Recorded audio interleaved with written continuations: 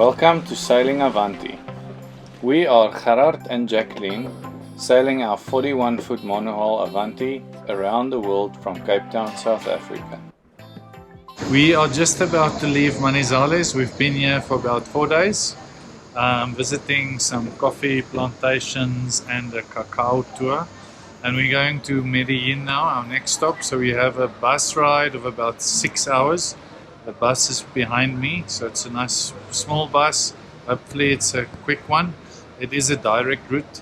It costs about 55,000 pesos per ticket. So that's about 200 Rand per person.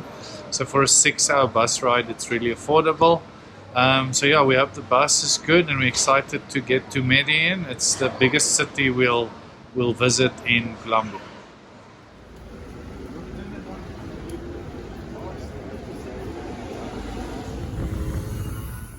After arrival in Medellin, we decide to go to Gautape the next day. This is a small village just outside of Medellin that's a very popular tourist attraction. We are almost at Gautape after an early morning bus ride, so we're going to start hiking the mountain soon, climbing the stairs to the top, but first we needed to get a drink. I ordered the aqua panela con queso, which is a local sugarcane drink, but they put cheese in it and they give it to you with a spoon. So it's confusing, it's very sweet and the cheese isn't bad, but the taste together is very weird. I don't like it.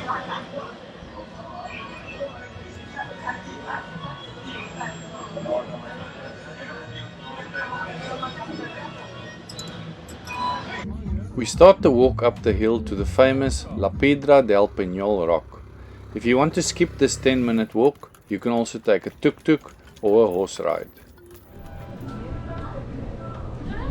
The only way to the top is to climb the 675 stairs. And at this altitude of 1,890 meters, we are definitely more out of breath than we thought we would be.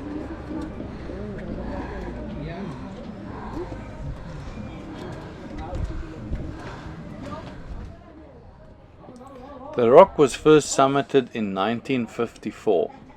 The stairs was built in concrete in a gorge that goes almost all the way to the top. A small cable car only takes up supplies. Once at the top, you can enjoy the views and buy some souvenirs or enjoy a cold beer. Cheers!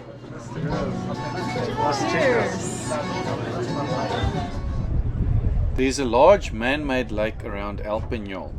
The lake was built in the 1970s as part of a large hydroelectric power station. With all the large rivers running through Colombia, about 70% of the country's electricity is produced by hydroelectric power. One can also find some hippos in these rivers that escaped from Pablo Escobar's estate after he was arrested. Hippos are not indigenous to Colombia, so Pablo imported these hippos all the way from Africa. The views of the lake from up top was breathtaking, but the rock itself was more impressive from a short distance away. Welcome to Gautape. This is the most colorful town in Colombia.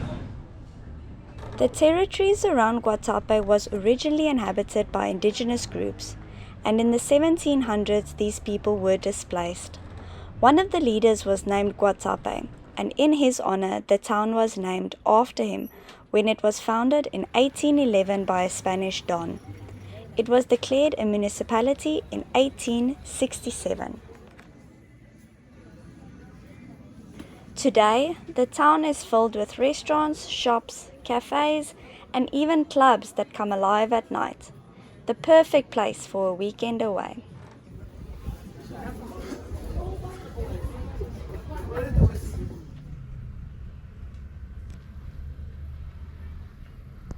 In the background here we have El Peñol de Gautape, if that's the correct pronunciation.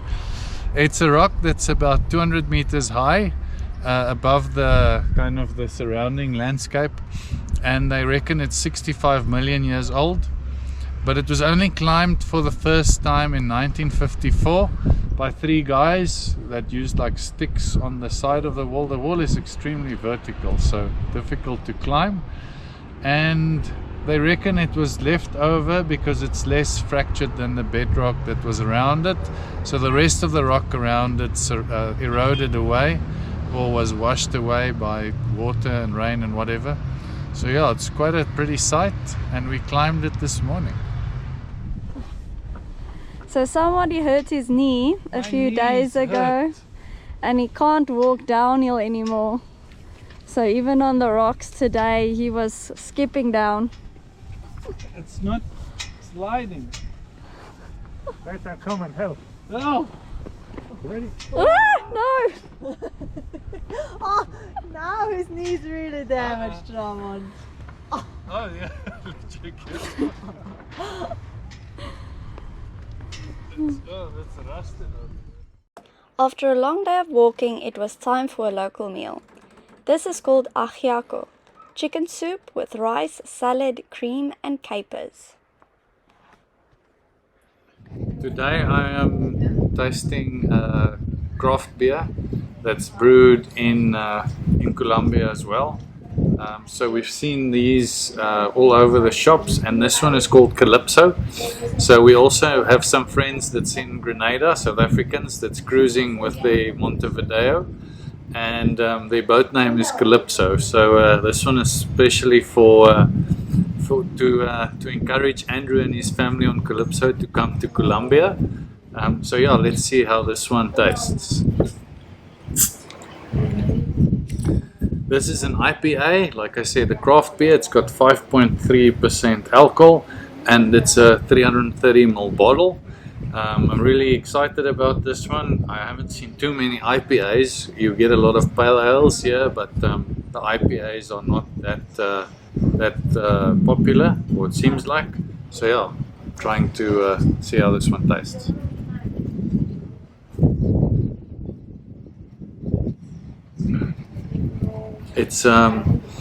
It's really fruity, so really a true IPA, and the cost of these are a little bit more expensive than the mass-produced beers, obviously.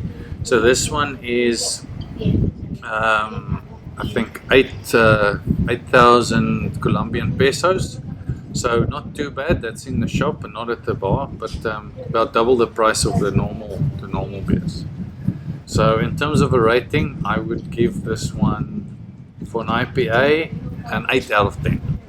Cheers. Today Gerard is working and I'm off to go cycle the city of Medellin with some friends. So I'm walking now to go meet up with them. Very exciting day, hopefully. Let's learn about the history of Medellin. Due to the size of the city, we thought it best to take a bike tour instead of our normal walking tours. And our first stop was in a park up on one of Medellin's small hills called Pueblito Paisa, where the city built a small town resembling what Colombian villages looked like in years gone by. No one lives here now, but it boasts with 360-degree views of the city and the valley around. Although there are 2.6 million people living in the municipality of Medellin, it's actually a few smaller cities that have just grown so much that it looks like one big city now. It is divided in what they call comunas, and in these comunas are a few neighbourhoods. Some of the most expensive areas are El Blano and Lourdes, where apartments can cost between 200 and 400,000 US dollars. The city has it all when it comes to public transport options. It has Colombia's only metro train system and loads of trams and public buses. But still, the most convenient way is the extremely affordable taxis, and with 4 people, most of the time this was our cheapest option for getting around. The other option is the cable car to get to some of the higher and less desirable neighborhoods. If you take the metro to a cable car, the cable car ride is included in the price. Most countries I've been to, where I've seen poor neighbourhoods, they definitely don't have brick homes. But you see low-cost housing from bricks all over Medellin. The reason for this is the excellent clay found all around the city.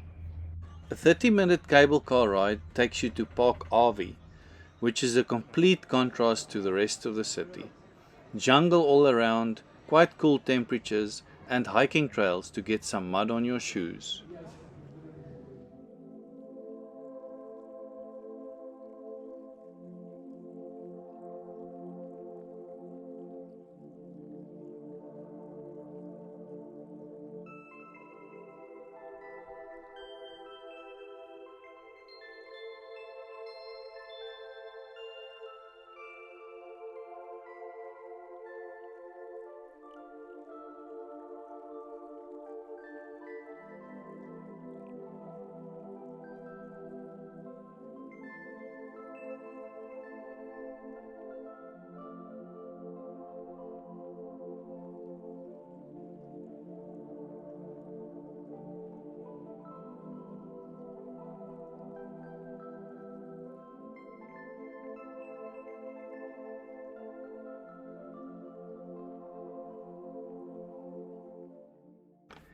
Back in the city, it was time to go on a tour of Comuna 13.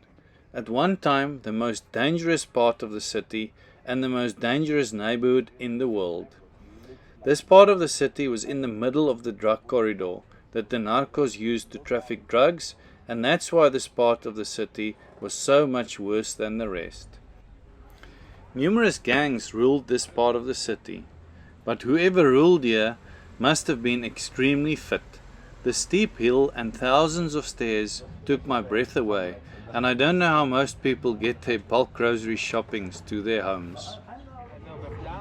The main street, once lined with at least 5 bodies a day, is now the center of the art and hip-hop culture of Medellin. The graffiti and murals you find on these walls have been works of art by famous artists, who first have to get permission from the owner of the wall, submit the piece of art for approval, and then only can it be painted. Not all would call it art, but every piece has a meaning and it brings life to these walls and narrow alleyways. These pieces tell their history. It was very impressive to see how the most dangerous neighborhood in the world has been transformed into a tourist-friendly comuna in less than 15 years. The narcos ruled these streets, and the drugs that was trafficked through this corridor helped to create Pablo Escobar's fortune, which was equivalent to an astounding $70 billion in today's money terms. To some residents, Pablo is still considered a hero for giving money to the poor, building homes and football fields, but others seem to be saturated by Pablo's story and are definitely ready to move on.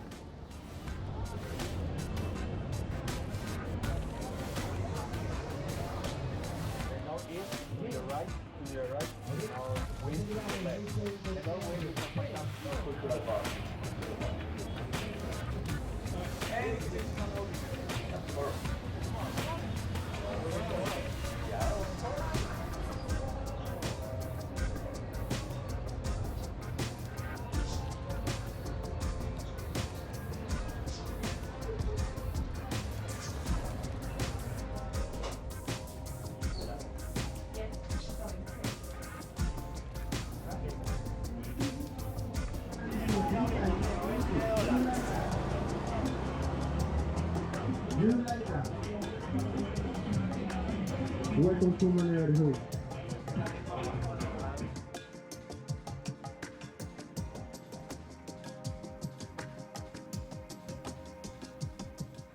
Thank you for joining us this week. If you enjoyed this episode, please give us a like or comment on your favorite moment. Subscribing to our channel will notify you when the next video is ready, and it's free. Next week we're back in Santa Marta and we see if Avanti is still afloat. We explore the famous jungles and beaches around the city. See you then.